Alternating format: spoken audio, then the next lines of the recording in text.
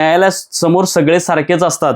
म्हणजे जयकुमार गोरे हे आरोपी आहेत, त्यामुळे न्यायालयाने त्यांना आदेश केला पुढच्या तारखेला या.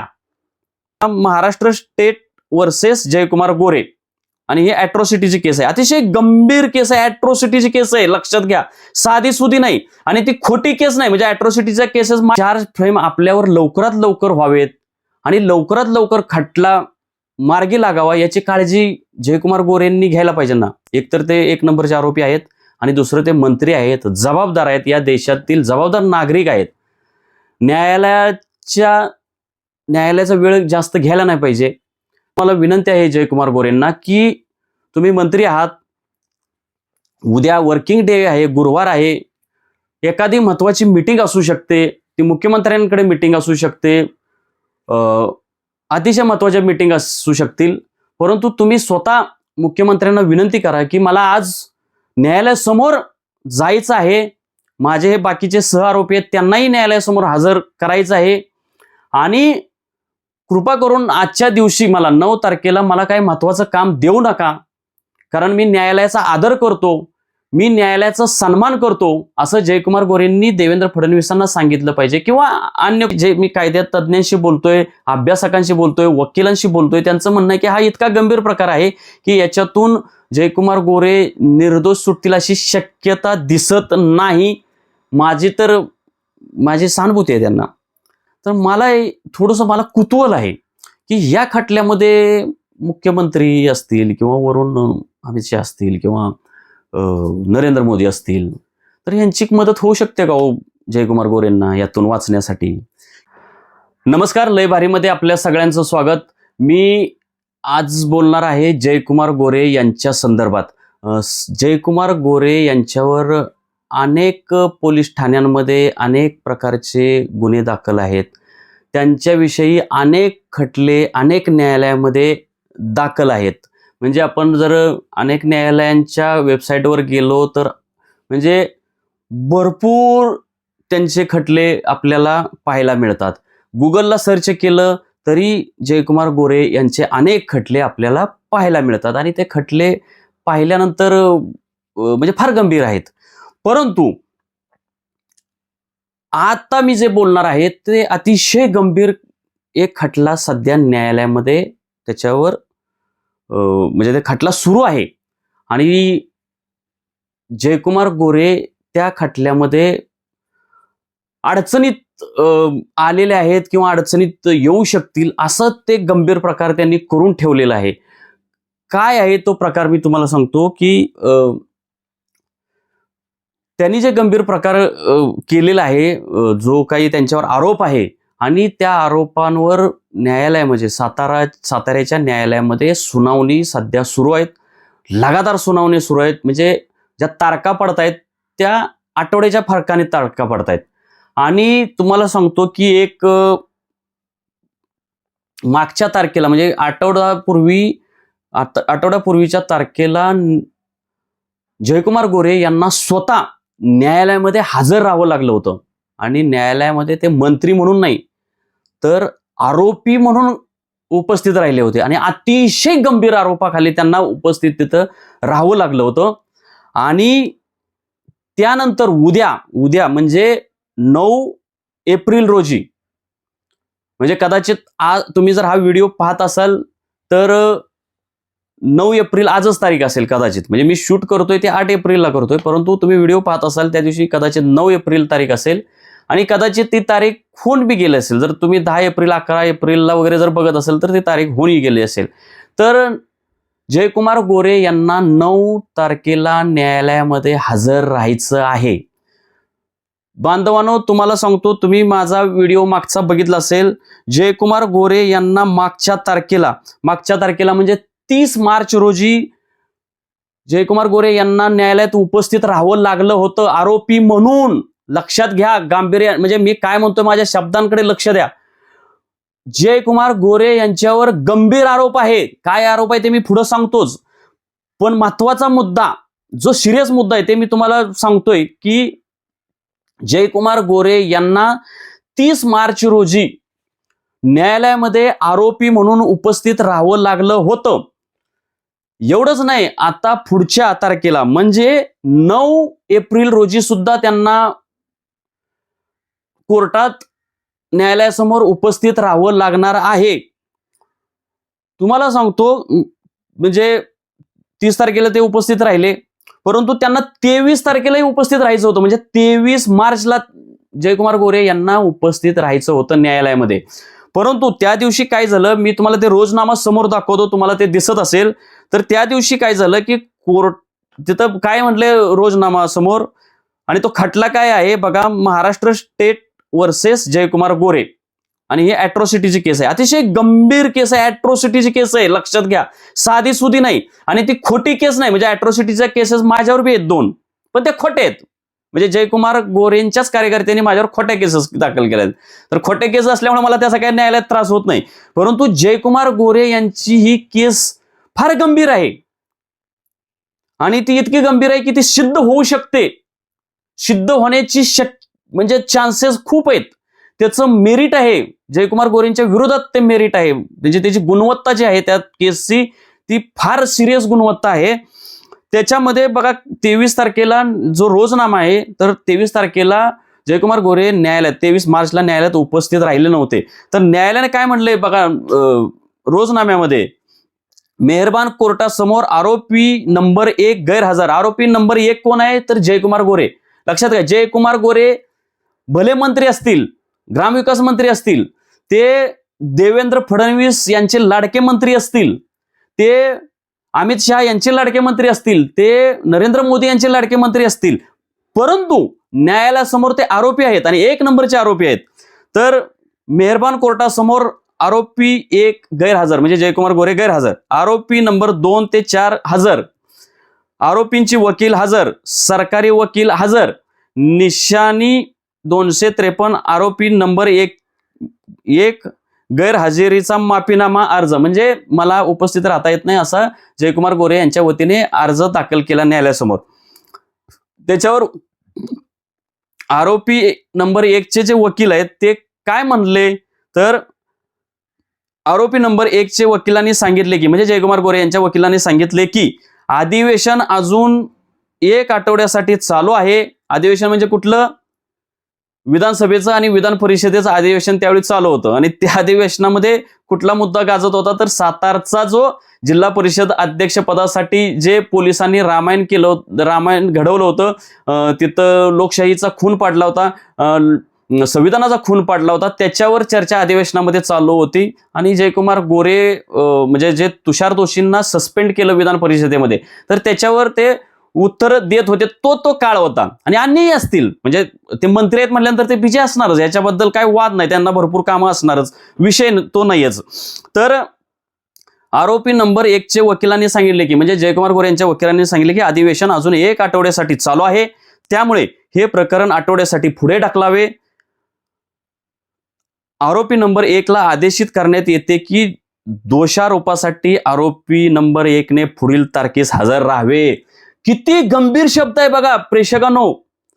न्यायालय काय म्हणतंय, आरोपी नंबर 1 ला आदेशित करण्यात येते की, न्यायालयाने आदेश दिलाय, आरोपी नंबर 1 ला आदेश दिलाय काय, दोषारोपासाठी आरोपी नंबर 1 ने पुढील तारखेस हजर राहावे.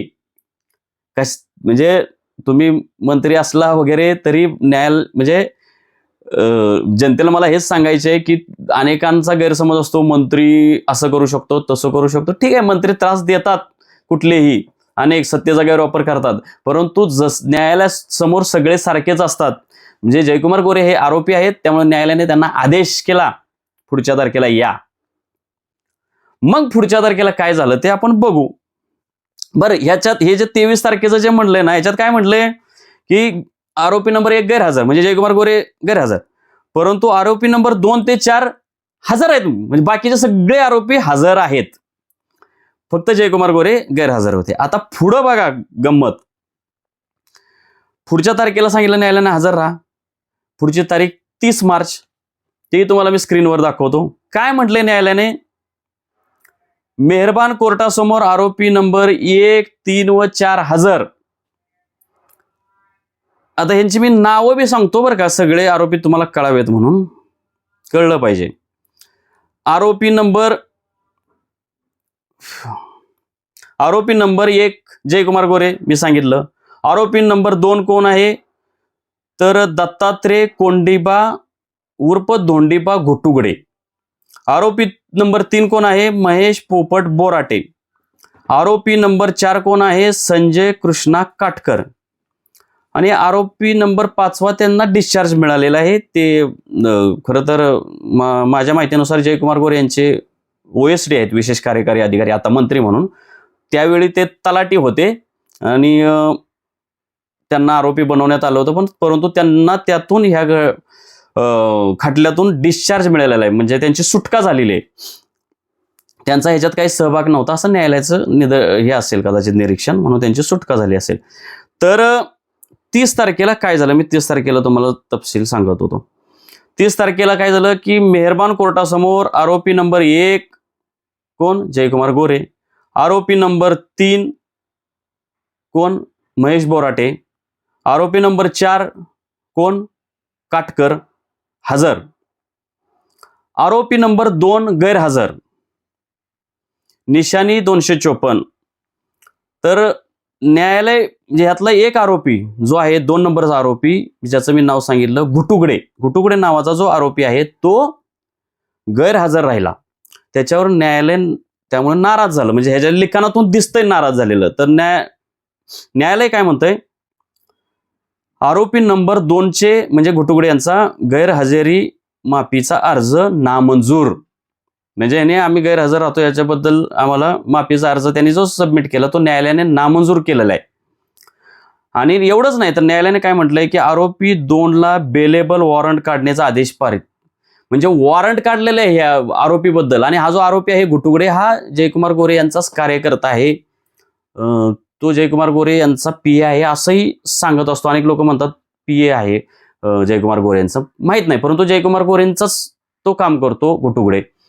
आता मला सांगा, जयकुमार गोरेंनी हे काळजी घ्यायला पाहिजे होती की त्यांच्यावर चार्ज फ्रेम करायचे आहेत. म्हणजे काय करायचे, दोषारोप त्यांच्यावर मांडायचे आहेत.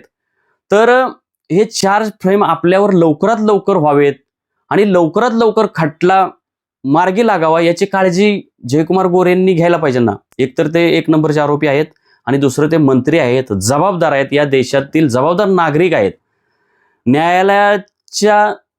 न्यायालयाचा वेळ जास्त घ्यायला नाही पाहिजे. जर तो घुटुगडे त्यांचाच कार्यकर्ता आहे, त्यांचाच सहकारी आहे, तर त्यांनी त्या घुटुगडेला सांगायला पाहिजे होतं की तू ये बाबा. तर घुटुगडेने ही चूक केली. तर मला वाटते जयकुमार गोरेंनी नक्कीच त्याला सुनावलं असेल किंवा सांगितलं असेल, समज दिली असेल की अरे बाबा अशी चूक करू नको. आता माझं जयकुमार गोरेंना असं म्हणणं आहे की उद्या तरी म्हणजे 9 एप्रिलला तरी जयकुमार गोरे यांनी न्यायालयात हजर राहावं. हे बाकीचे जे आरोपी आहेत घुटुगडे, त्याच्यानंतर काटकर, त्याच्यानंतर महेश बोराटे, ह्या सगळ्यांनी उपस्थित राहिलं पाहिजे. तर तुमच्यावर दोषारोपाचं जे काय काम आहे ते सुरळीत पार पडेल. मंत्री म्हणून म्हणजे माझी तुम्हाला विनंती आहे जयकुमार गोरेंना की तुम्ही मंत्री आहात, उद्या वर्किंग डे आहे, गुरुवार आहे, एखादी महत्वाची मीटिंग असू शकते, ती मुख्यमंत्र्यांकडे मीटिंग असू शकते, अतिशय महत्वाच्या मीटिंग असू शकतील, परंतु तुम्ही स्वतः मुख्यमंत्र्यांना विनंती करा की मला आज न्यायालयासमोर जायचं आहे, माझे हे बाकीचे सहआरोपी आहेत त्यांनाही न्यायालयासमोर हजर करायचं आहे आणि कृपा करून आजच्या दिवशी मला 9 तारखेला मला काही महत्वाचं काम देऊ नका, कारण मी न्यायालयाचा आदर करतो, मी न्यायालयाचा सन्मान करतो, असं जयकुमार गोरेंनी देवेंद्र फडणवीसांना सांगितलं पाहिजे. किंवा अन्य कोणी सहकारी मंत्री असतील, अन्य कुठलंही महत्वाचं काम असेल, अधिकाऱ्यांसोबत असेल, बैठक असतील, फॉरेनचं एखादं डेलिगेशन त्यांच्याकडे आलेलं असेल, तज्ज्ञ असतील, संशोधक असतील, असे काही मीटिंग असू शकतात. मंत्री आहेत, महत्वाचे खात्याचे मंत्री आहेत, तर त्यांनी या सगळ्या मीटिंग रद्द केल्या पाहिजेत. मुळात ठेवल्याच नसतील तर त्यांनी अगदी देवेंद्र फडणवीसांना सुद्धा म्हटलं पाहिजे की सर मी न्यायालयाचा आदर करतो, त्यामुळे मी न्यायालयासमोर मला जायचंय, न्यायालयाने माझ्यावर दोषारोप लवकर ठेवावेत, यासाठी मला न्यायालयाला सहकार्य करायचं आहे. आणि हे जे घुटुगडे आहेत, काटकर आहेत, बोराटे आहेत, यांनाही माझं सांगणं आहे की बाबांनो, न्यायालयाचा वेळ वाया घालवू नका, तुम्ही न्यायालयात उपस्थित राहा. महत्वाचं म्हणजे आणि तुमच्या मंत्र्यांना तुम्ही सहकार्य करा, कारण तुम्ही एखादी दांडी मारली की मग पुढच्या वेळी पुन्हा मंत्र्यांना बी यावं लागेल. तर तुम्ही सगळेजण, चारही आरोपी जे तुम्ही आहात, तुम्ही काळजी घ्या. उद्याच्या तारखेला तुम्ही कुठल्याही परिस्थितीत उपस्थित राहा. आता घोटुगडेच्या बाबतीत त्याला, घोटुगडे जो आहे तो आरोपी, त्याला वॉरंट निघालंय आणि तो माझ्या माहितीनुसार तो वडूज पोलीस ठाण्याच्या कार्यक्षेत्रामध्ये राहतो. बहुधा वडूजलाच ते वॉरंट गेलेलं असेल आणि तिथं तर म्हणजे अगदी सिंगमला लाजवेल असा अतिशय कर्तबगार, अतिशय धडाडीचा पोलीस अधिकारी आहे. त्याचं नाव घनश्याम सोनवणे. तर माझं घनश्याम सोनवणेंना सांगणं आहे की तुम्ही साहेब, तुम्ही घुटुगडेकडे गेला असाल, नसेल गेला तर लवकर जा. माझा हा व्हिडिओ पाहिल्यानंतर लवकर जा. न्यायालयाची तुमच्याकडे ते नोटीस आली का बघा. तुमच्या पोलीस स्टेशनला नसेल तर कुठल्या पोलीस स्टेशनला आली तिकडं कळवा आणि त्या घुटुगडेला उद्या न्यायालयासमोर हजर करा. गरजेचं आहे. आणि तुम्ही हे जे घनश्याम सोनवणे आहेत ते त्यांचं एक फार गाजलेलं, लोकांमध्ये चर्चेत असलेलं एक इंस्टाग्राम आहे. त्या इंस्टाग्राममध्ये त्यांनी आदरणीय ग्रामविकास मंत्री यांच्या सोबत एक त्यांना उद्देशून एका इंस्टाग्रामच्या व्हिडिओमध्ये म्हटलेलं आहे की आबाळागत माया तुझी आमावर राहू दे. म्हणजे मंत्र्यांप्रती किती चांगला आदर हे व्यक्त करतायत. तर मंत्र्यांना त्रास होऊ नये, मंत्र्यांचा हा खटला लवकरात लवकर मार्गी लागावा म्हणून त्यांनी ह्या आरोपीला म्हणजे घुटुगड्याला त्यांना घेऊन सन्मानाने न्या पाहिजे तर, आणि न्यायालयामध्ये त्यांना हजर करा. आता दुसरा मुद्दा असा आहे की हा खटला आहे काय हे मी तुम्हाला थोडक्यात सांगतो. तर बाबांनो, काय आहे की मायनी इथलं जे मेडिकल कॉलेज आहे त्याच्यामध्ये 2 ट्रस्टचा वाद होता. एक होता तिथलं मूळचे देशमुख आणि दुसरा वाद होता जयकुमार गोरे यांची ट्रस्ट. अशा 2 ट्रस्टमध्ये वाद होता. आणि त्या वाद असतानाच्या काळामध्ये ज्यावेळी जयकुमार गोरे अध्यक्ष होते त्या काळामध्ये त्यांनी त्या महाविद्यालयासाठी एक रस्ता काढलेला होता आणि त्या रस्त्यामध्ये बरीचशी जमीन घेतली गेली होती दुसऱ्या ज्या व्यक्तीच्या मालकीची होती. ती जमीन कुणाच्या मालकीची होती? ती जमीन कुणाच्या मालकीची होती तर पिराजी विष्णू भिसे यांच्या मालकीची होती. तर हे जे पिराजी विष्णू भिसे आहेत हे आहेत दलित आणि त्यांची जमीन ह्यांनी ॲफिडेविट करून घेतली. ती कशी विकत घेतली की नाही ते मी एका दुसऱ्या माझ्या व्हिडिओमध्ये यापूर्वी सांगितलेलं आहे. तुम्ही जाऊन बघा तो व्हिडिओ शोधून. त्याच्यामध्ये फार डिटेल्स आहेत, त्यामुळे मी आता फार डिटेल सांगत नाही. परंतु त्याच्यामध्ये काय झालं की हे पिराजी विष्णू भिसे यांनी ह्यांना ती जमीन दिली, ॲफिडेविट केलं, सह्या केल्या. परंतु नंतर असं लक्षात आलं की ज्या दिवशी पिराजी विष्णू भिसे यांनी ॲफिडेविट केलेलं आहे, प्रतिज्ञापत्र केलेलं आहे आणि ही जमीन दिलेली आहे जयकुमार गोरे यांच्या नेतृत्वाखालील ट्रस्टला, तर ते भिसेंचं अगोदरच निधन झालेलं आहे. ज्या दिवशी ते ॲफिडेविट केलं त्या दिवशी ते जिवंतच नव्हते आणि त्यांच्या त्या खोट्या सह्या केल्याचं हे प्रचंड गंभीर असं प्रकरण आहे. आणि त्यांची जी मुलं आहेत म्हणजे महादेव पिराजी भिसे वगैरे, तर यांना ते संताप आला, त्यांना वाईट वाटलं आणि मग त्यांनी हा खटला जयकुमार गोरे आणि त्यांच्या बरोबरचे हे जे सगळे ते ॲफिडेविट बनवणारे जे लोक होते त्यामध्ये सामील असणारे त्या सगळ्यांच्या विरोधात म्हणजे FIR केला होता. तो दहिवडीमध्ये FIR झाला होता आणि त्याच्यावर गेले अनेक वर्ष खटला चालू आहे आणि त्यातल्या बहुतांश तारखांना जयकुमार गोरे कधी हजरच राहिलेले नव्हते. आणि माझ्या माहितीनुसार कदाचित थोडासा फरक पडेल, पण माझ्या माहितीनुसार मागच्या वेळी म्हणजे 30 मार्चला म्हणजे गेल्या 7-8-10 दिवसापूर्वी ते पहिल्यांदाच या खटल्यामध्ये उपस्थित राहिले. आणि आता काय झालंय की तो खटला गंभीर असल्यामुळे आणि यापूर्वी म्हणजे काही महिन्यांपूर्वी जयकुमार गोरे यांनी या न्यायालयासमोर अर्ज केला होता की माझा काय याच्याशी संबंध नाही, मला माहीतच नव्हतं की ते भिसे जे आहेत ते दलित आहेत, तर त्याच्यामुळे मी काय मुद्दाम ॲट्रॉसिटी कायद्याचा भंग केलेला नाही, त्यामुळे मला या खटल्यातून वगळावं. तर खरं तर त्यांच्या ट्रस्टमध्ये त्यांच्या जवळ भिसे नावाची लोक जयकुमार गोरेंच्या जवळ किंवा त्यांच्यासोबत काम करणारी काही लोक ट्रस्टमध्ये वगैरे होती, त्यांचं नाव भिशेच होतं आणि ते दलित आहेत हे ह्यांना माहीत आहे. तर न्यायालयाने त्यांचा तो अर्ज फेटाळला आणि माझ्या माहितीनुसार त्यांनी वरच्या कोर्टात बहुधा केला आहे असं मी ऐकतोय जयकुमार गोरे यांनी, की ह्या खालच्या कोर्टाने म्हणजे सत्र न्यायालयाने, सातारा सत्र न्यायालयाने जो अर्ज फेटाळलेला आहे त्याच्या विरोधात ते वरच्या न्यायालयात गेले आहेत असं मला समजतंय. खरं तर ह्यासाठी जयकुमार गोरे यांनीच एक स्वतंत्र मीडिया कक्ष त्यांच्या एक स्थापन केला पाहिजे. म्हणजे जर जयकुमार गोरे यांच्या विरोधात समजा आम्ही काही बातमी लिहितोय तर आम्ही सहजपणे म्हणजे अगदी चांगल्या वातावरणामध्ये त्या कक्षाशी आम्ही संपर्क साधून ती माहिती घेऊ शकतो. परंतु मीडिया, जयकुमार गोरे हे काय मीडिया शावी नाहीत. मीडिया म्हणजे जे आपल्या विरोधात बोलतात अशा मीडिया सोबत ते फटकून राहतात आणि त्यांच्यासोबत संवाद साधण्याची त्यांची बिलकुल इच्छा नसते. तिथं ते थोडेसे म्हणजे मला वाईट वाटतं, पण ते थोडेसे म्हणजे काय म्हणतात, सत्तेचा जे अधिकार आहे ना ते विकारी पद्धतीने दाखवतात, आगोरी पद्धतीने दाखवतात.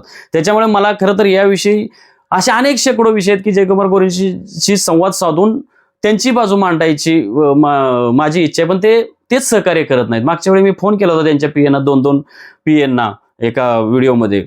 काय पीएनी त्यांचं काम केलं, परंतु जयकुमार गोरेंकडून काय त्यांचं म्हणणं मांडलं गेलेलं नाही. तर याही विषयामध्ये त्यांनी न्यायालयामध्ये सत्र न्यायालयाने जे त्यांचा डिस्चार्ज ऍप्लिकेशन फेटाळलं त्याच्या विरोधात त्यांनी वरच्या न्यायालयात गेलेत किंवा नाही गेलेत, गेले असतील तर त्यांचा अर्ज मंजूर झालाय की नाही नामंजूर झालाय हे कळायला काही मार्ग नाही.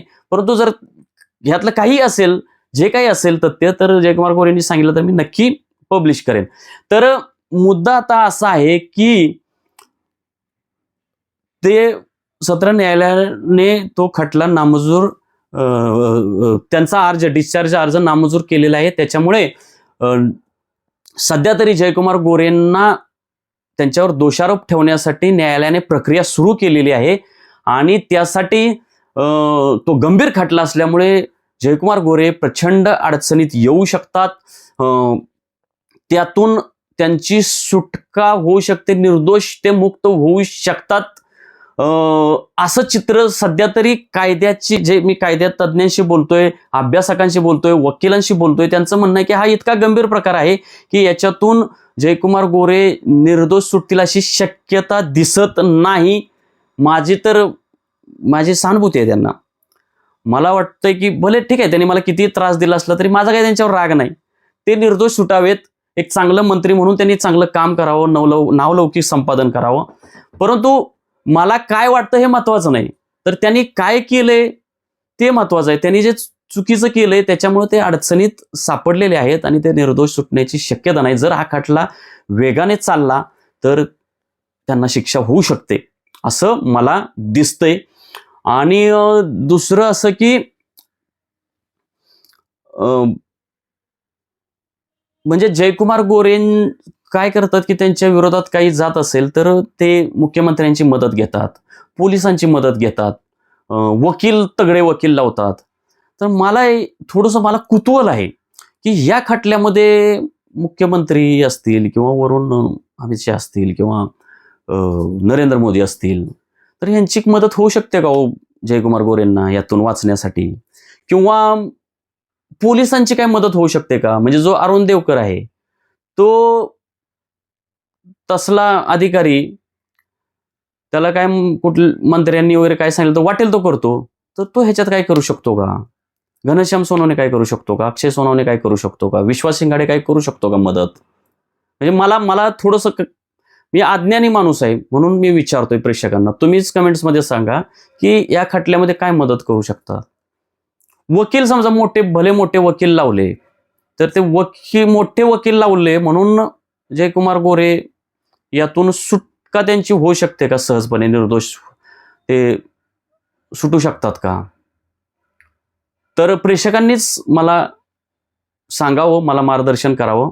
आणि जयकुमार गोरेंना परत एकदा हात जोडून विनंती आहे माझी की न्यायालयाचा वेळ वाचवा, न्यायालयाचा सन्मान करा, न्यायालयाचा आदर करा आणि कोर्टात तुम्ही उपस्थित राहा 9 एप्रिल रोजी. आणि तुमच्यासोबत जे बाकीचे आरोपी आहेत, घुटुगडे आहे, त्याच्यानंतर काटकर आहे, बोराटे आहेत, हे सुद्धा उपस्थित राहतील, याची काळजी घ्या. आणि जमलं तर म्हणजे खरं तर मला वार्तांकन करायला यायचं होतं तिकडे. न्यायालयासमोर मंत्री जे आहेत ते किती न्यायालयाचा आदर करतात त्यांच्या देहबोलीतून वगैरे, हे मला पाहायचं आहे. न्यायालय मंत्र्यांच्या बाबतीत सुद्धा कशा पद्धतीने समान वागणूक देतं हेही मला जरा डोळ्याने पाहायचं आहे. त्याच्यामुळे माझा प्रयत्न आहे की ह्या तारखेला 9 तारखेला हजर राहायचं, परंतु मला जमेल असं वाटत नाही. तर पण ठीक आहे, जरी मी तिथं हजर नाही राहिलो वार्तांकनासाठी तरी काही हरकत नाही, परंतु जयकुमार गोरे यांनी मात्र हजर राहावं अशी माझी हात जोडून विनंती आहे. माझी विनंती घुटुगडेला आहे की तुम्ही हजर राहा. माझी विनंती महेश बोराटेंना आहे, तुम्ही उपस्थित राहा. माझी विनंती काटकरांना आहे, तुम्ही तिथं उपस्थित राहा. अख्ख्या महाराष्ट्रामध्ये कदाचित लक्ष लागलेलं असेल या खटल्याकडे, लागलं नसलं तरी चर्चा होईल. तुमच्या प्रामाणिकपणे तुम्ही उपस्थित राहिला ना, याची चर्चा अख्ख्या महाराष्ट्रात होईल की तुम्ही न्यायालयासमोर हजर राहिला. तुमचं कौतुक वाटेल लोकांना. म्हणजे तुम्ही तुमच्यावर इतका गंभीर आरोप असतानाही तुम्ही तिथं उपस्थित राहिलेला आहे. जर तुम्ही चौघापैकी जर एक जण जरी गैरहजर राहिला तर मग आणखी एखादी तारीख पुढे पडेल. न्यायालयाचा किती वेळ जाईल हो. असं करू नका प्लीज. तुम्ही न्यायालयासमोर उपस्थित राहा. तुम्ही उपस्थित राहाल आणि उद्या तुमच्यावर चार्ज फ्रेम होतील अशी मी अपेक्षा व्यक्त करतो. धन्यवाद.